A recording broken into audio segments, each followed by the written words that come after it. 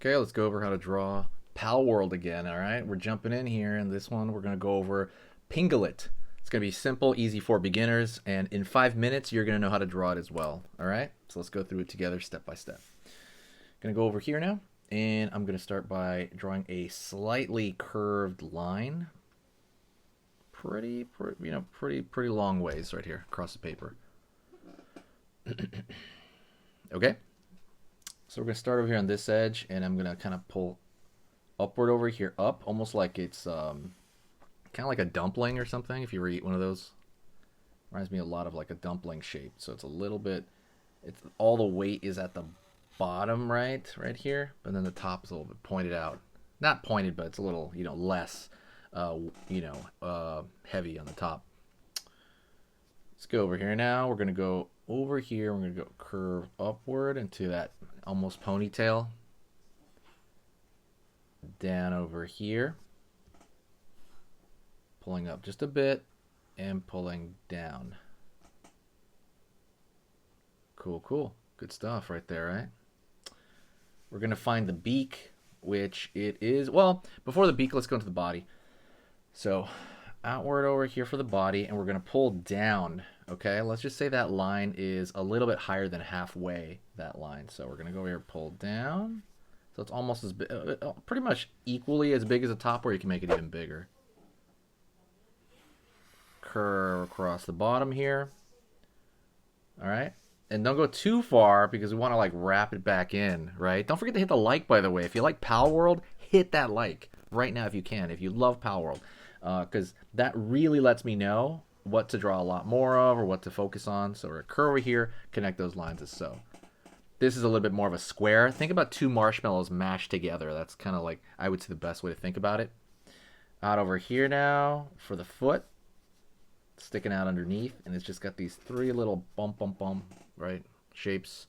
That penguin shape. Over here. Right there.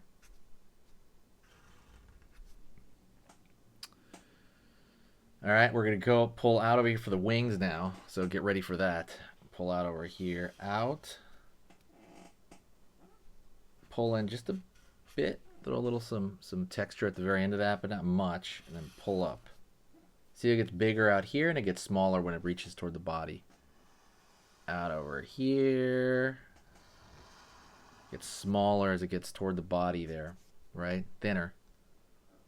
Like I said, if this is making sense, great. Don't forget to say hi to me in the comment section, by the way. I love it. I will reply to every single comment. And you can even try to test me. Go to an old video and say, hey, what's up? How's it going? Or hey, what's up? Or just comment on it. I will totally get back to you on it, all right? I will. I promise, okay? Try me. I mean it. Test me. All right. Let's go over here for the design on the body here. So right now he's got this kind of like teardrop shape on his chest. So curve at the bottom over here. Pulling up. Down right there. Okay.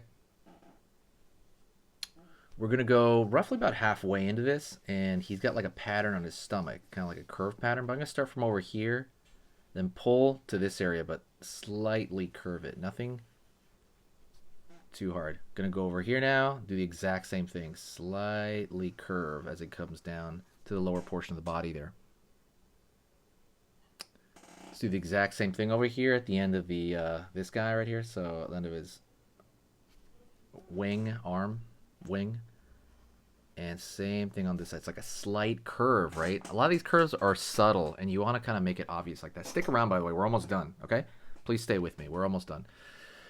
Okay, let's go over here now, and we're gonna go about this area, very low on him, right? Very low on his face. We're gonna start the beak curve right here.